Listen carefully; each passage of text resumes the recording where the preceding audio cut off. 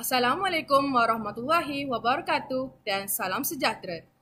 Para hadirin diminta untuk bersiap sedia bagi menyanyikan lagu Bangsa Johor, lagu Negaraku serta lagu Wawasan Setia Warga UiTM.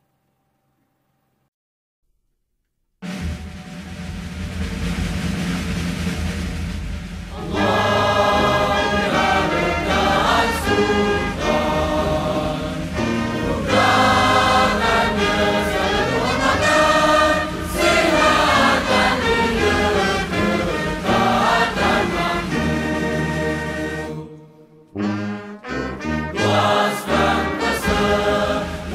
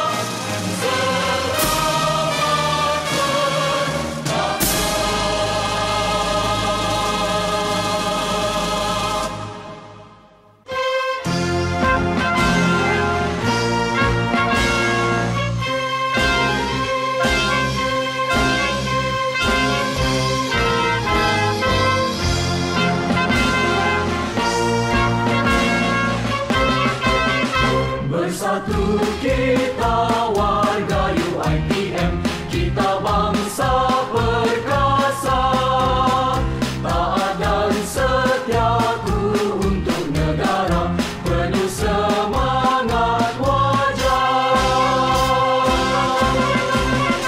Kita jangan mudah terlupa pengorbanan perjuangan anak bangsa. Kita jangan mudah terleka kemajuan keamanan yang ada. Kita berterima kasih pada pemimpin-pemimpin negara. Kita rasa penuh bersyukur kerahmatan kemuliaan darinya. Kamilah pendukung pewaris bangsa, kamilah pejabat bangsa Malaysia, kamilah warga berwawasan untuk negaraku.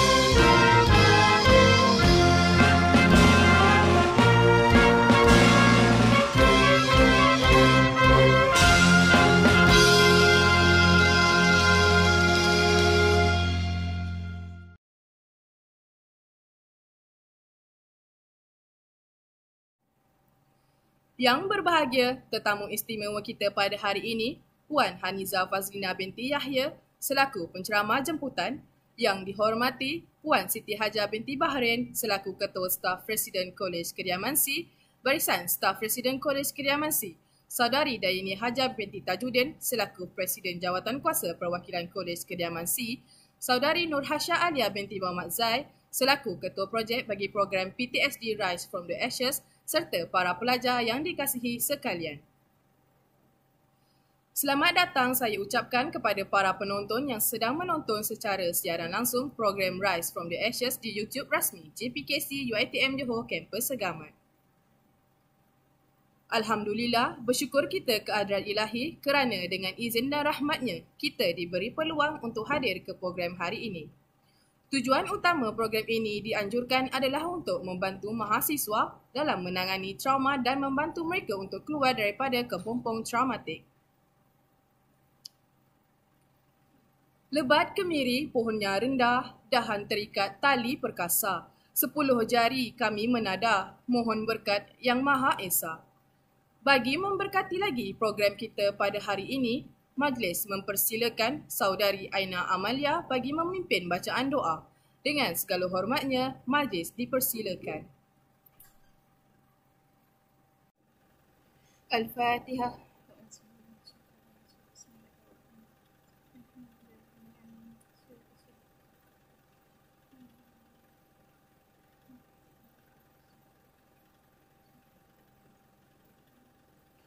Bismillahirrahmanirrahim. Alhamdulillahirabbil alamin. Wassalatu wassalamu ala asyrafil anbiya'i wal mursalin wa ala alihi wa ashabihi ajma'in. Allahumma innaka khalaqul azim, innaka sami'un alim, innaka ghafurur rahim, innaka rabbul arsyil azim, innaka al-barrul jawadul karim. Ya Allah, Engkaulah yang mempunyai segala kepujian. Engkaulah yang berhak menerima segala kepujian. Engkaulah yang berhak menerima segala kesyukuran. Engkaulah yang memiliki segala pemerintahan. Di tangan Engkau segala kebajikan. Kepada Engkau kembali segala urusan. Allahumma ya Karim, ya Rahim. Cucurilah rahmat dan rahimmu ke atas majlis PTSD Rise from the Ashes yang diadakan pada hari ini. Berkatilah ia dari awal hingga akhirnya. Ya fa'iluni ma yurid. Kami juga memohon perlindungan daripadamu dari segala perkara yang boleh mencacat celakan majlis kami dan daripada segala perkara yang melalaikan kami dari berbuat taat kepadamu. Kepadamu juga kami serahkan segala urusan kami. Rabbana alaika tawakkalna wa ilaika anabna wa ilaikal masir. Rabbana atina fid dunya hasanah wa fil akhirati hasanah wa qina azaban nar. Sallallahu ala sayyidina Muhammad wa ala alihi wa sahbihi wasallam. Walhamdulillahi rabbil alamin. Amin, amin, ya Rabbal Alamin. Terima kasih diucapkan kepada saudari Aina atas pimpinan bacaan doa sebentar tadi. Bila berselisih buat tak cakna, sungguh pun sudah bertentang mata. Benarlah sungguh pun jaga Cina, jika tak kenal maka tak cinta. Seterusnya, eloklah kiranya jika kita berkenalan dahulu dengan penceramah kita pada hari ini. Nama diberi ialah Puan Haniza Fazlina binti Yahya, dilahirkan di Seremban pada tahun 1983. Beliau memegang jawatan sebagai pegawai psikologi kaunseling di organisasi Psychiatry Hospital Counsellor Tunku Mukhris UKM HCTM. Beliau juga merupakan kaunselor berdaftar dengan Lembaga Kaunselor Malaysia LKM dan juga merupakan ahli pertubuhan terapi perkahwinan dan keluarga Malaysia MFT dan sering dijemput untuk memenuhi program ceramah dan motivasi pembangunan modal insan serta mempromosikan pendidikan kesihatan mental di sektor kerajaan swasta dan sekolah-sekolah. Sidang penonton yang dikasihi sekalian, pada hari ini, topik yang akan dibentangkan adalah sebuah topik yang sangat rapat dengan diri para pelajar iaitu berkaitan dengan kesihatan mental dan fizikal. Tujuan utama topik ini dibentangkan adalah untuk membantu mahasiswa dalam menangani masalah trauma dan membantu mereka untuk keluar dari kepompong traumatik. Oleh yang demikian, janganlah kita membuang masa lagi. Dengan ini, saya memberi laluan kepada penceramah jemputan kita iaitu Puan Haniza Fazlina binti Yahya bagi memberikan pencerahan yang lebih mendalam mengenai PTSD. Majlis dengan segala hormatnya mempersilakan Puan. Bismillahirrahmanirrahim. Assalamualaikum warahmatullahi wabarakatuh. Jelaskan suara saya?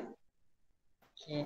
Pertamanya terima kasih para pengunjung pada pengajar yang sudah menjemput saya untuk berkongsi, dan semulitnya memang topik ni doktor psikiatri ataupun klinikal psikologis lah yang lebih layak lah untuk berkongsi topik ni. Namun insyaAllah saya cuba kupas dalam aspek kaunseling, ya, maksudnya dalam bidang area perkhidmatan kaunseling, ya, yang dekat dengan para pelajar lah, insyaAllah.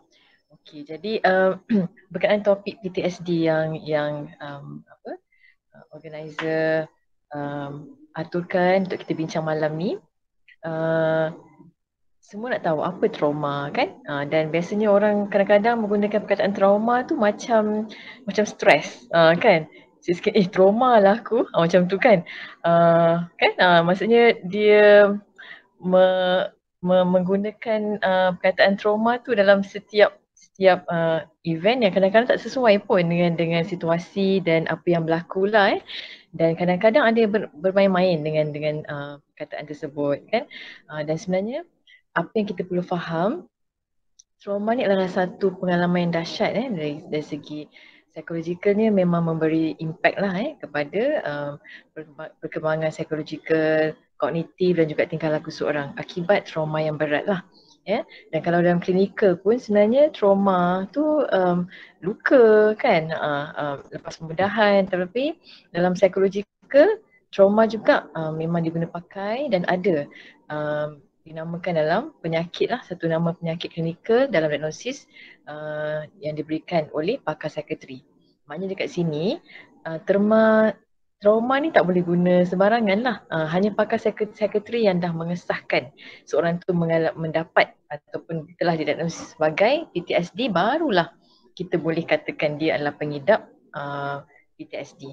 Dan PTSD ni apa, kan? Post traumatic stress disorder, ataupun bahasa Melayunya gangguan tekanan pasca trauma, kan?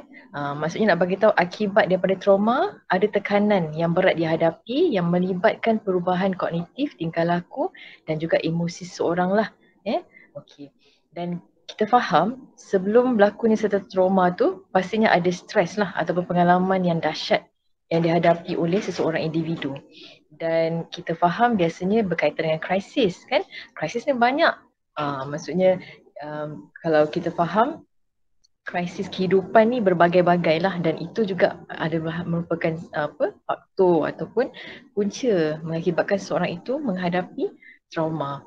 Di antara contoh-contoh trauma yang biasa yang kita faham itu adalah pengalaman trauma seorang adalah bila seorang itu mengalami ataupun berpengalaman menghadapi kematian seorang yang disayangi. Itu adalah satu pengalaman yang dahsyat yang meninggalkan kesan psikologikal hingga boleh menyebabkan seorang itu menghadapi trauma kan.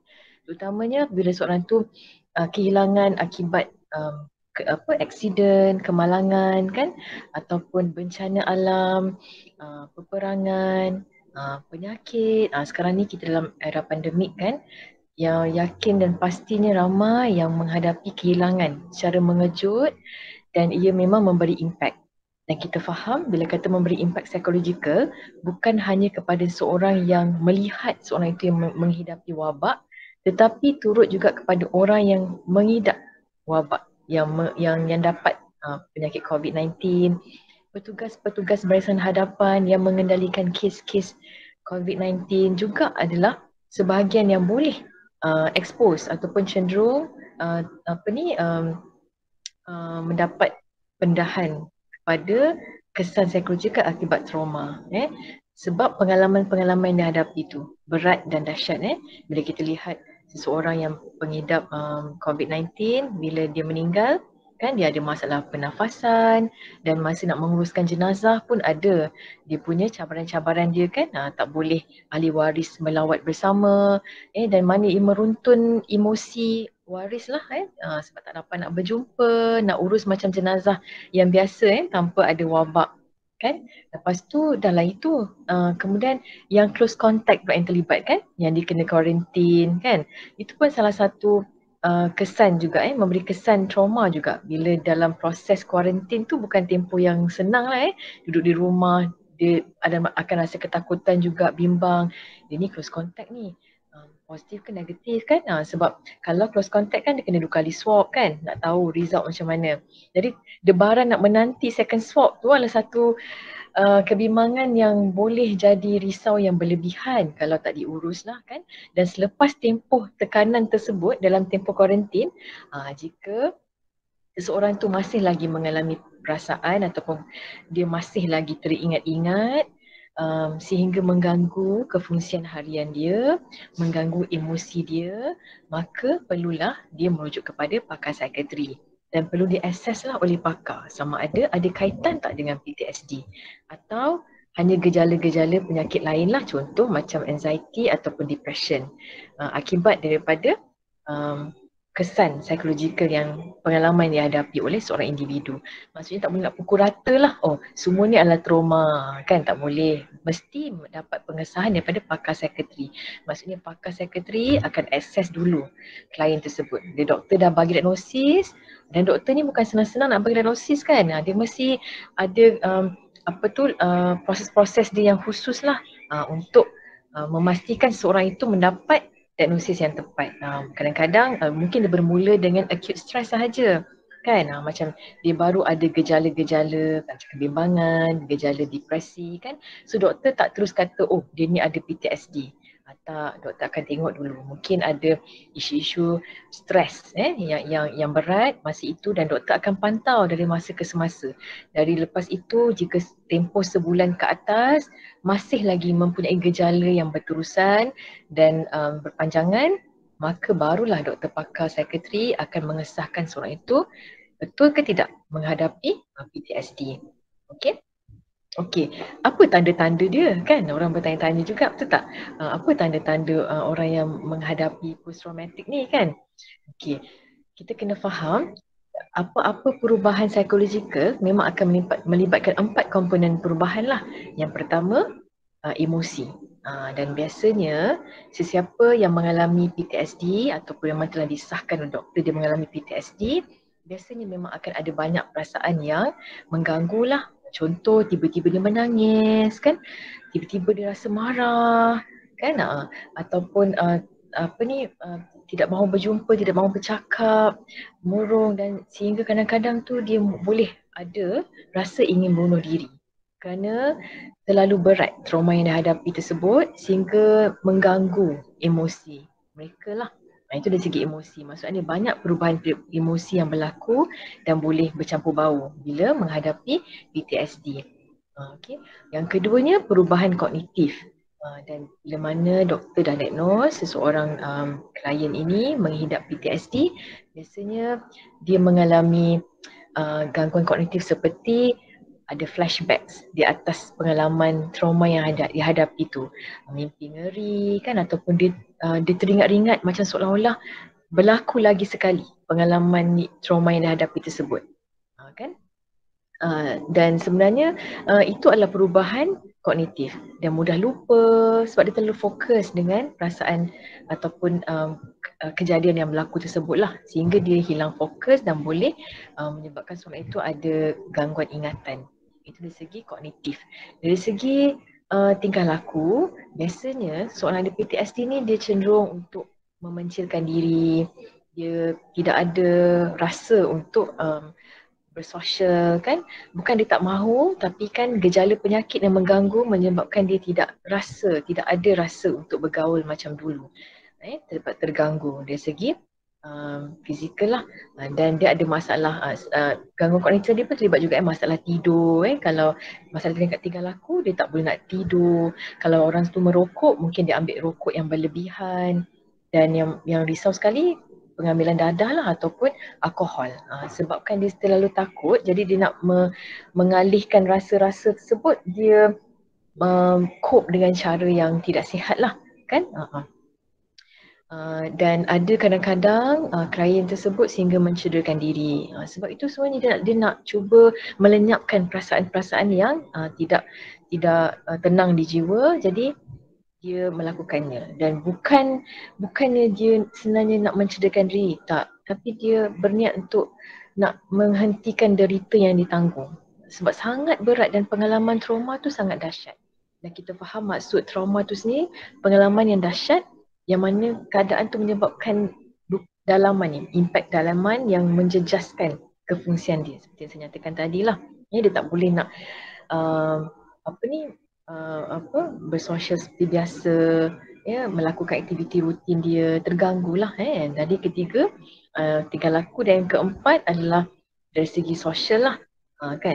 Maksudnya sosial interaksi dia memang terganggu. Kalau dia bekerja, mungkin dia ada masalah untuk pergi bekerja kan. Kalau dia belajar di universiti, mungkin ada kala-kalanya memang dia tak boleh pergi ke kuliah pun. Dan sebabkan tekanan yang hadapilah akibat daripada trauma tersebut. Okey. Dan ada lagi kadang-kadang kita dengar kan orang bertanya apa beza trauma dengan fobia kan?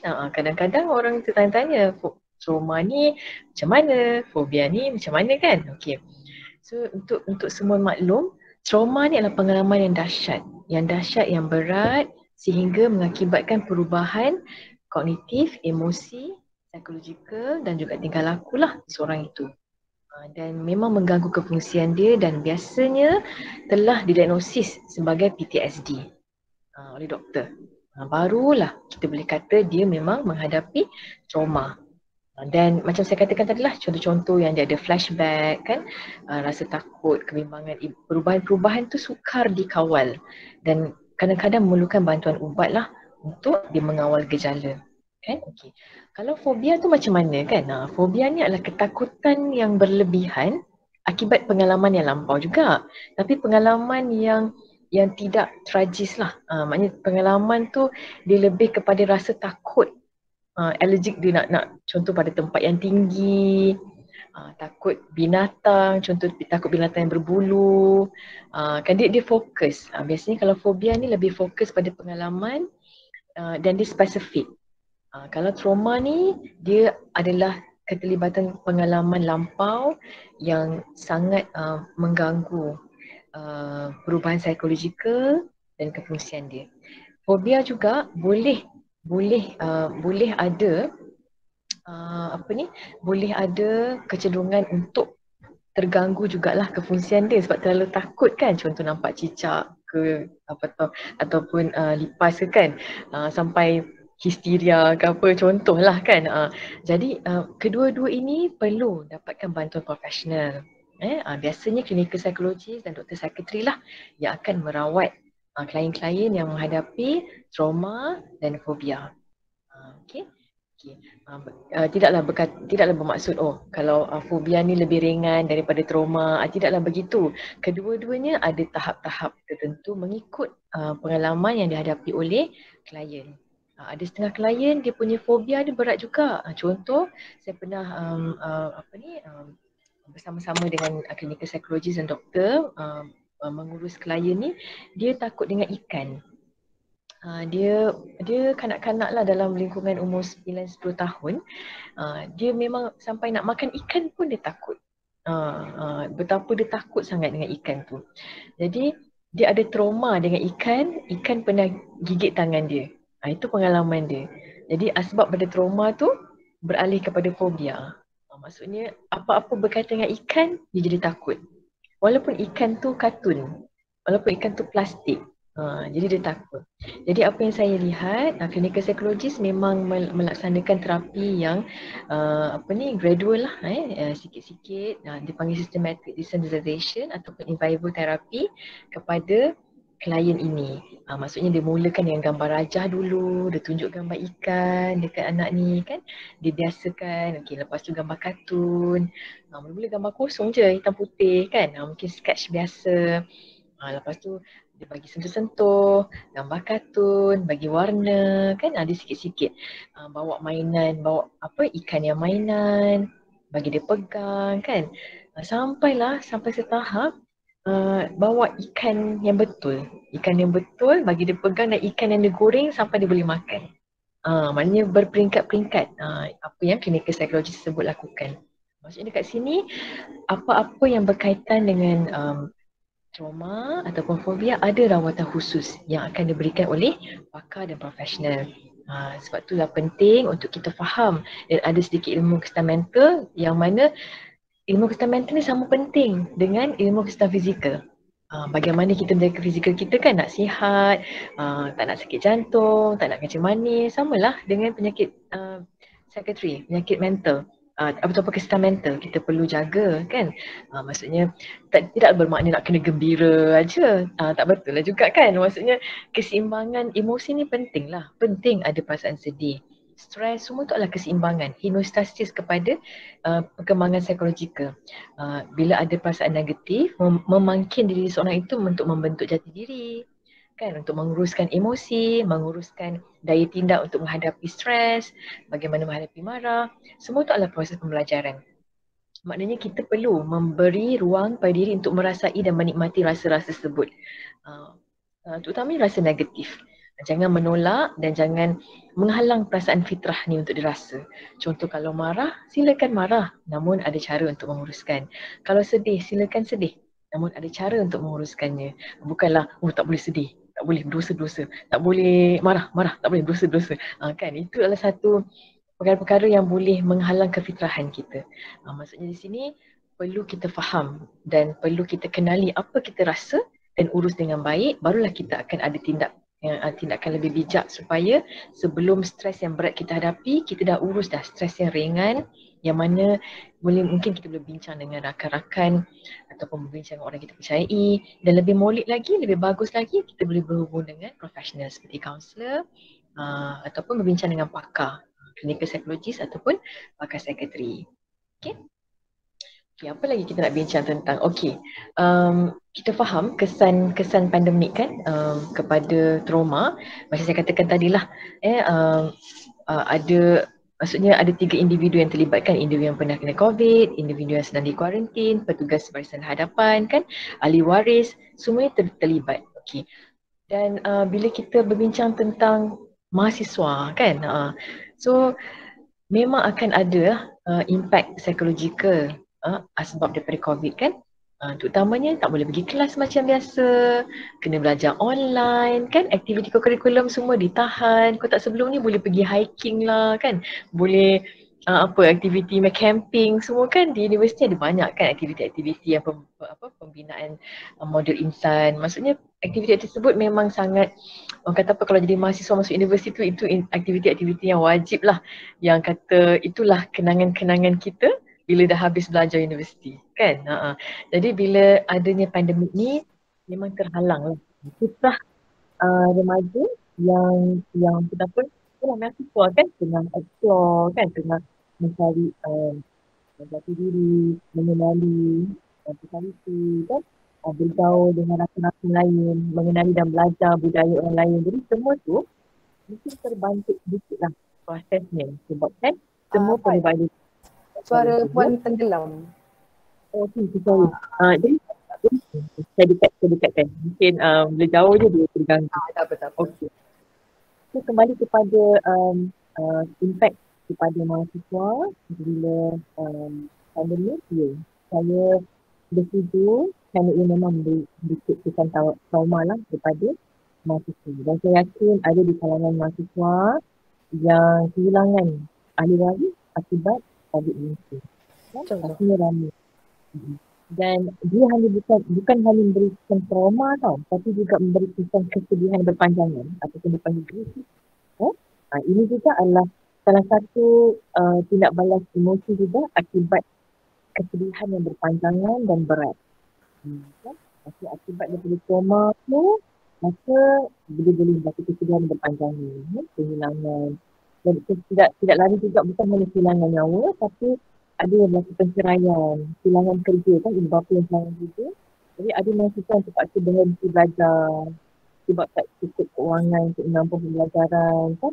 Semua itu terangkum dari segi peristiwa yang berat yang mana melibatkan perubahan psikologi itu. Bukan hanya trauma, juga kepada kehibaan ataupun grief lah. Puan, tadi Puan ada cakap pengambilan ubat dalam proses fobia dan trauma ni, itu ada ke satu perkara yang normal pengambilan ubat ni? Sebab saya ada seorang kenalan, dia ada masalah traumatik juga dan dia mengambil ubat tidur dan setiap hari dia mengambil ubat. Perkara tu normal ke Puan untuk mereka yang menghidapi PTSD ni? Kena faham ya, bila mana doktor telah memberi diagnosis klinikal kepada seorang klien dan bila doktor memberikan diagnosis klinikal kepada seorang klien dan doktor bekalkan ubat kepada klien tersebut, itu bermakna klien tersebut memerlukan ubat untuk mengawal gejala yang dihadapi. Bukan untuk dia bergantung dengan ubat ni, bukan ya, untuk mengawal gejala. Kita kena faham tu.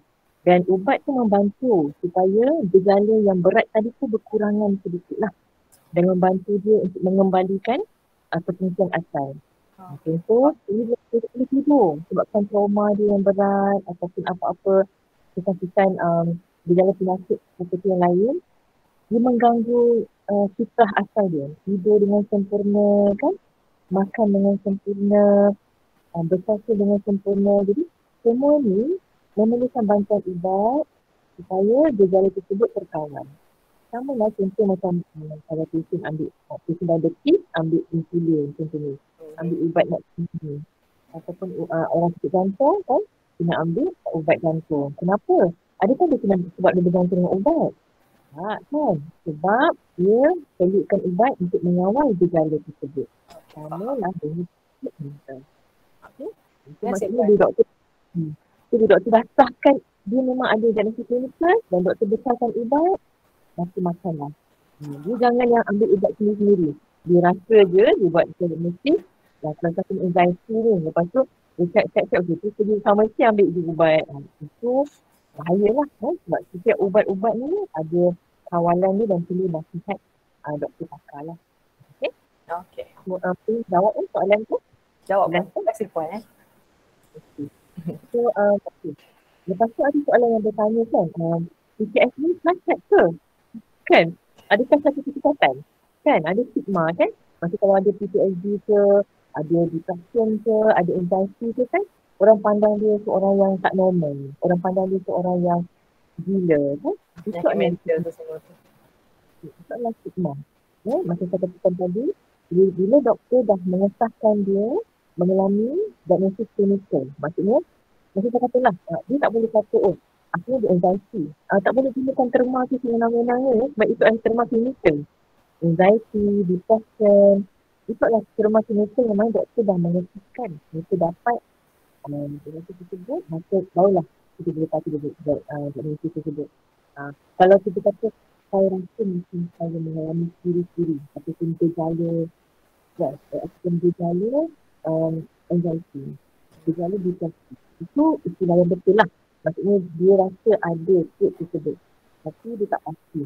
Maka sebenarnya dia dirujuk dengan profesional lah supaya dia dapat pengesahan yang tepat. Bukan dia buat secara notis, pergi online, lepas tu isi dapat result, okey, itu memang kan, itu memang ada PTSD. Tak betul. Jadi itu salah. Kita perlu rujuk pada yang arif lah dalam bidang dia. Barulah ada untuk kita dan untuk orang lain kan. Kadang-kadang tu doktor tu tak cakap pun. Dia tak dapat pengesahan apa-apa dan tak pergi rawatan. Tapi dia sendiri yang cakap. Itu depression. Itu ada anxiety. Kan. Dia sendiri yang kira dia begitu. Itu tak betul lah. Perlu dapat pengesahan. Kemudian okey.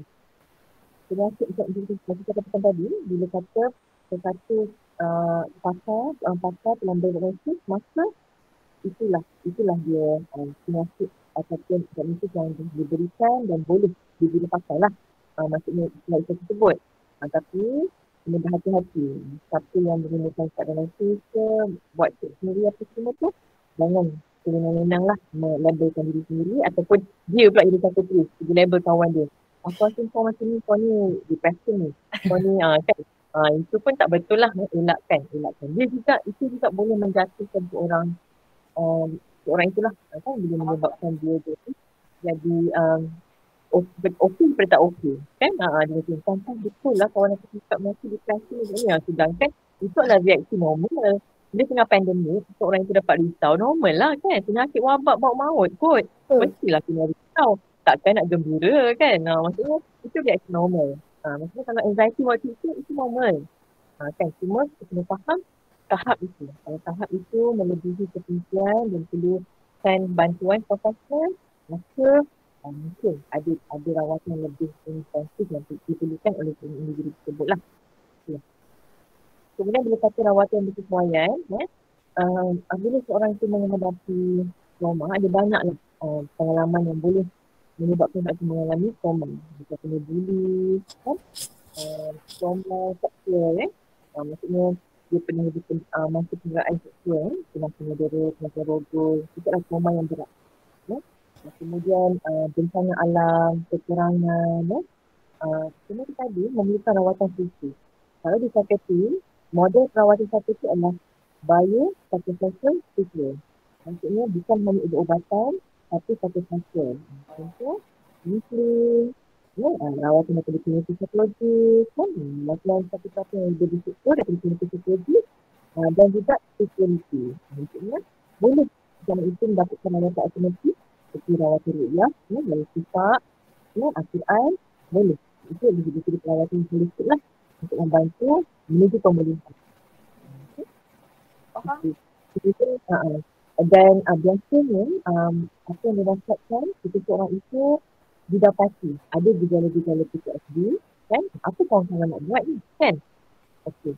Basic psychological technique, kalau anda pernah dengar, ini adalah ini langkah-langkah yang boleh diambil oleh komuniti dan sesiapa saja untuk membantu seorang yang dalam psychological psychological.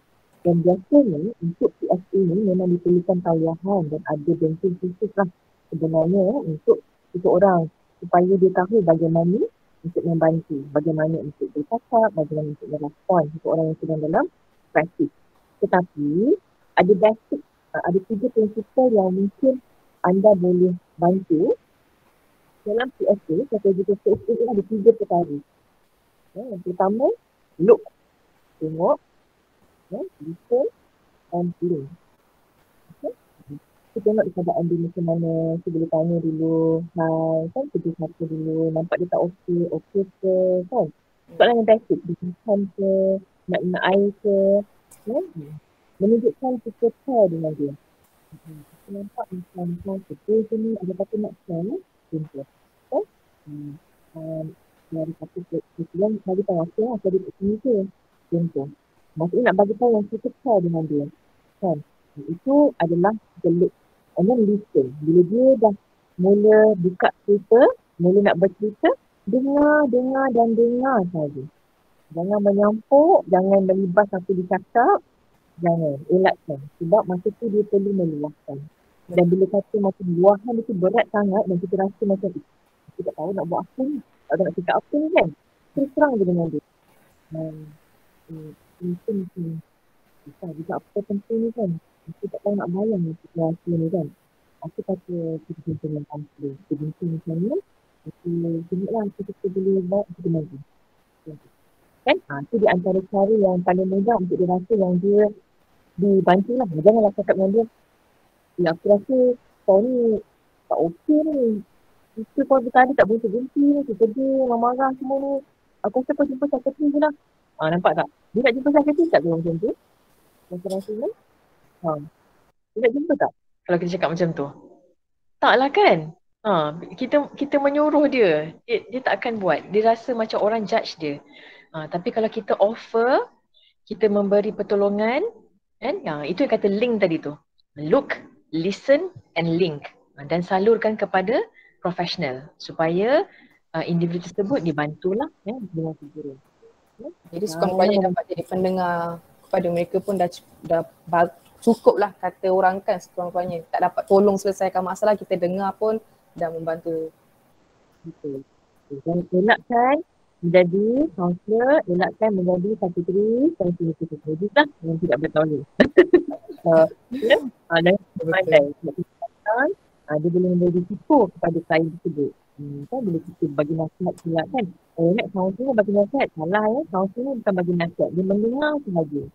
Mendengar respon yang memberi respon yang sewajarnya dan ada soalan-soalan yang tutup kan, untuk mengajak orang itu berfikir bagaimana untuk kita bersama-sama keluar daripada isu itu.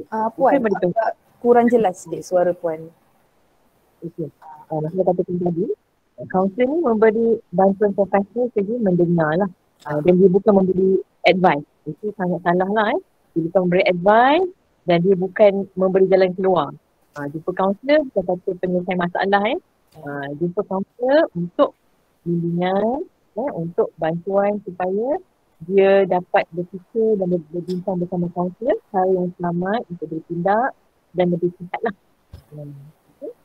Dia faham yang itulah. Dia ada profesi menolong. Biasa orang kata, jumpa kaunselor masalah. Jumpa kaunselor nanti kaunselor selesaikan. Itu tak betul lah. Okay. Kemudian bagaimana bentuk sokongan. Kita kata tadi lah, sokongan yang diberikan tadi semudah are you okay? Kan? Lepas tu listen and link. Listen and link lah. Dan bila tanya pasal tips penjagaan kesihatan mental ni banyak lah. Bukan cuma saja. Apa-apa kesihatan ni dia kedua-duanya penting. Mental dan fizikal seiring kepentingannya lah. Maksudnya di sini bagaimana kita mempraktiskan cara hidup yang sihat untuk menjadikan fizikal sama je dengan penjagaan kesihatan mental. Exercise, menjaga makan yang sihat, tidur yang cukup, tidur awal, bangun awal kan. Dan kita faham mandi tuan ni dia biasa tidur lambat kan. Lepas tu tidur bangun tu kadang lambat juga. Betul. Kita tengok online kan.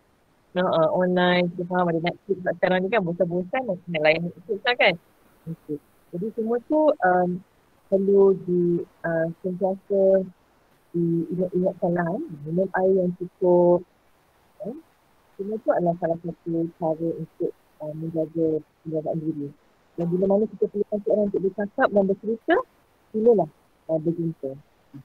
Namanya kaunselor. Di universiti ada kaunselor, manfaatkan kaunselor anda sebaik-baiknya. Jadilah kaunselor anda teman bicara yang terbaik. Supaya anda ada tempat toleran untuk mendapatkan bantuan sebelum menjadi parah lah. Okay? Baik. Terima kasih saya ucapkan kepada Puan Haniza atas perkongsian yang padat dan menarik sebentar tadi. Sebelum kita beralih ke sesi Q&A, izinkan saya untuk selitkan kata kunci kehadiran yang pertama. Kata kunci kehadiran yang pertama iaitu traumatic. Saya ulang suara. Kata kunci kehadiran yang pertama iaitu traumatic. T-R-A-U-M-A-T-I-C. T-R-A-U-M-A-T-I-C.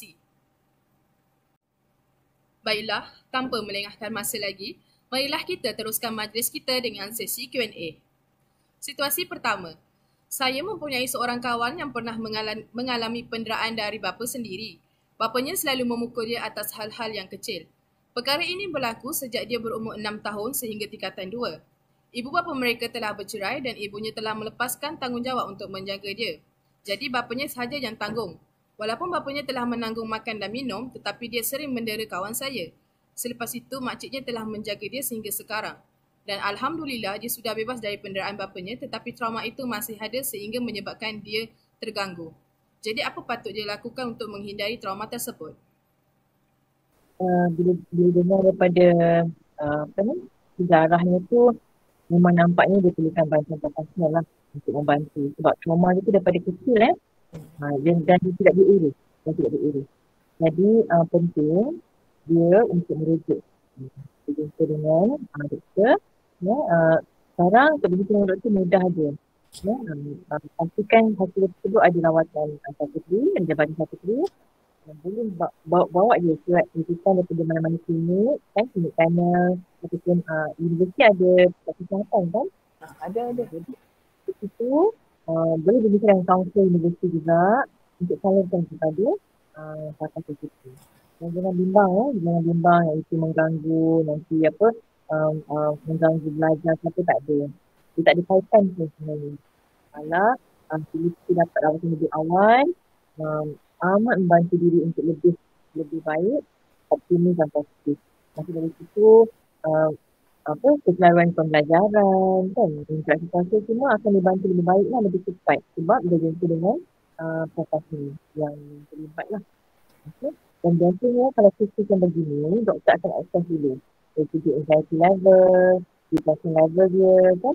So, doktor akan tengok lah severity yang mana, di mana yang paling serius, dan baru doktor akan buat initiative lah yang sesuai dan berkaitan dengan isu yang dihadapi oleh klien tersebut. Dan mungkin memang ada kaitan, mungkin ada kaitan dengan trauma yang dihadapi masa kecil dulu lah. Didera kenderaan adalah satu trauma yang berat.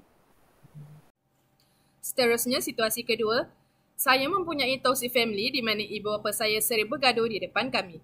Mereka sering maki-memaki hampir setiap hari dan bapa saya juga sering memukul ibu saya. Perkara ini saya saksikan di depan mata saya sendiri sehingga menyebabkan saya jadi takut yang teramat sangat. Walaupun saya sudah berumur 19 tahun dan perkara itu sudah berlaku sejak saya berumur 8 tahun lagi. Mereka hampir banyak kali bercerai tetapi rujuk semula. Saya berasa sedih dan kesian terhadap ibu saya. Saya tidak mempunyai idea apa yang perlu saya lakukan setiap kali perkara itu berlaku. Saya pasti akan shaking dan anxiety. Walaupun pakcik dan makcik saya tahu tentang perkara itu, mereka tidak boleh melakukan apa-apa kerana perkara itu hanyalah berlaku di antara ibu dan ayah saya sahaja. Jadi saya tidak tahu apa yang patut saya buat. Saya takut dan saya sangat trauma akan perkara ini. Alhamdulillah mereka sudah bercerai tetapi situasi itu masih lagi menghantui diri saya sehingga saya jadi takut dengan lelaki dan trauma dengan lelaki. Apa yang patut saya lakukan untuk kurangkan rasa trauma dengan lelaki? Okey. Rawatan yang sesuai untuk kes tadi adalah kalau di psikiatri biasanya klinikal psikologis akan melakukan psikoterapi psikodinamik kepada individu tersebut lah. Sebab dia akan explore lah zaman kanak-kanak dia. Sama juga yang tadi tu pun sama. Biasanya kalau kes-kes yang melibatkan trauma masa kecil, psikoterapi psikodinamik lah yang paling signifikan yang biasa lakukan lah. Namun ada juga psikoterapi yang lain yang klinikal psikologis dan pakar psikiatri akan lakukan lah untuk membantu klien tersebut. Okey. Terima kasih sekali lagi saya ucapkan kepada Puan Haniza kerana sudi memberi maklum balas dan keterangan yang cukup jelas terhadap soalan-soalan yang diajukan oleh para pelajar UiTM Segamat. Izinkan saya untuk selitkan kata kunci kehadiran yang kedua. Kata kunci kehadiran yang kedua iaitu chaos. Saya ulang suara, kata kunci kehadiran yang kedua, chaos. C-H-A-O-S. C-H-A-O-S. Sebelum kita menutup tirai majlis pada hari ini, marilah kita bersama-sama menyaksikan tayangan video motivasi. Majlis mempersilakan.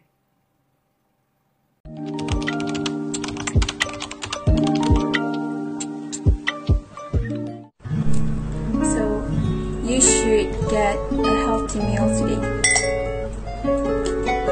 You should stay hydrated today. You are the burden of your family. You should blame yourself for not being good. You should be proud of yourself. You don't deserve all the love that people give to you. You are beautiful inside and outside. Korang sedih ke tu? Tengah kecewa? Tengah rasa tak confident? Don't worry. Sebab kalau korang rasa sedih, rasa kecewa, rasa tak confident, korang boleh luahkan perasaan korang dengan someone yang korang percaya. Okay, I just want to remind you guys, kita tak bolehlah pendam perasaan kita seorang-seorang. Kita tak bolehlah menghadapi perkara atau masalah itu seorang diri sebab benda itu akan membebankan diri kita sendiri. Kalau tak, nanti kalau kita tak luahkan perasaan kita, macam mana kita nak selesaikan masalah tu? Sebab kadang-kadang masalah kita ni, bila kita cerita dekat orang yang kita percaya, mana tahu dia akan membantu kita untuk selesaikan masalah. Sebab bila diri sendiri tak boleh selesaikan, sebab itulah kita cari jalan untuk menyelesaikan masalah dengan menceritakan kepada seseorang yang kita boleh percayai. 4 tips to tackle positive.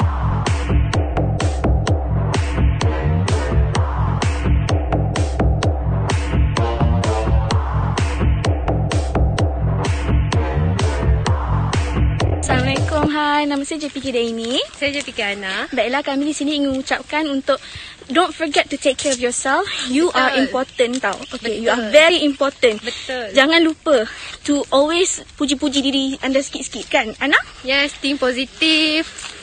Itu Do je. stuff yang boleh alihkan perhatian daripada stres. Itu je dari kami. Bye-bye.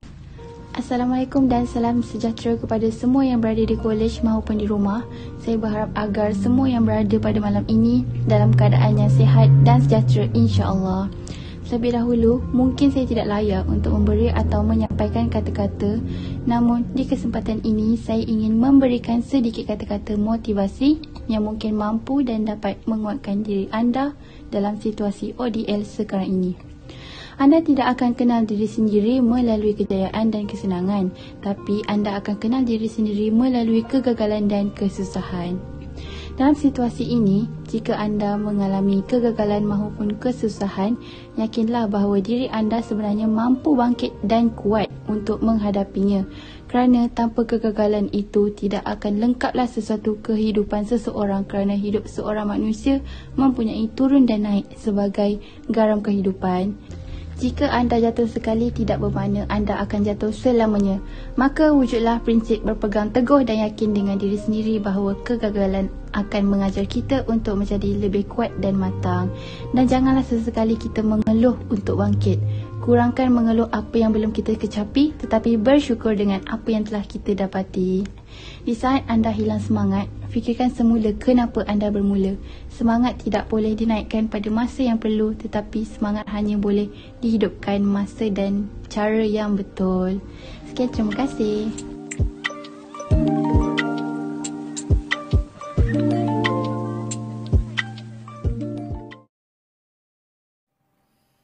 Didahan arah hinggap kenari, hinggap sekawan di pohon jati. Terima kasih saudara dan saudari memberi tumpuan sepenuh hati. Majlis diteruskan lagi dengan nyanyian lagu UiTM di Hatiku serta bacaan doa yang akan diiringi oleh saudari Aina Amalia. Majlis mempersilakan.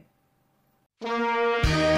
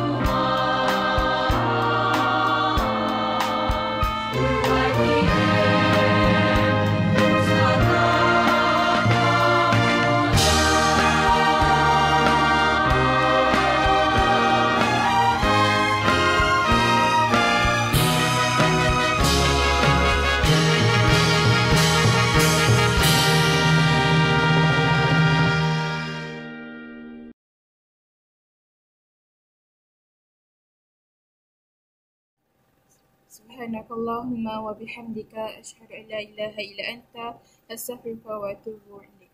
Bismillahirrahmanirrahim. Wal 'asri innal insana lafi khusr illa allazina amanu wa 'amilus solihat wa tawassaw bil haqqi wa tawassaw bis sabr.